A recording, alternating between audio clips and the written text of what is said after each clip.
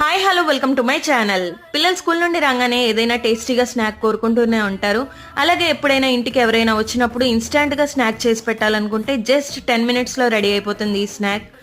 అలాగే టీ టైంలో కాఫీ టైంలో మనకి ఒక స్నాక్ ఉంటే బాగుండు అనిపిస్తుంది కదండి. అలాంటప్పుడు కూడా మనకి తినాలనిపించిన వెంటనే చేసేసుకోవచ్చు. చాలా తక్కువ ఇంగ్రీడియంట్స్తో ఈజీగా రెడీ అయిపోతుంది. ఇప్పుడు దీనికి కావాల్సిన ఇంగ్రీడియంట్స్ అన్నీ చూస్తారు కదండి. ప్యాన్ పెట్టుకుని ఈ ఇంగ్రీడియంట్స్ అన్నిటిని కూడా మనం ఫ్రై చేసుకోవాలి.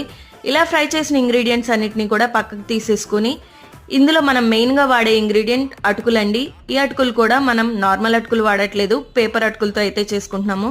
ఈ అటుకులు చాలా తిన్నుగా పల్చగా ఉంటాయి, దానివల్ల మనకి మంచి క్రంచీ ఫ్లేవర్ అనేది వస్తుంది. ఈ ఇంగ్రీడియంట్స్ అన్ని మిక్స్ చేసేసుకుంటే టేస్టీగా చిడువ అయితే రెడీ అయిపోయింది. డీటెయిల్డ్ రెసిపీ కావాలనుకుంటే నా ఛానల్ నేమ్ కింద క్లిక్ చేసి ఫుల్ వీడియో చెక్ చేసేయండి.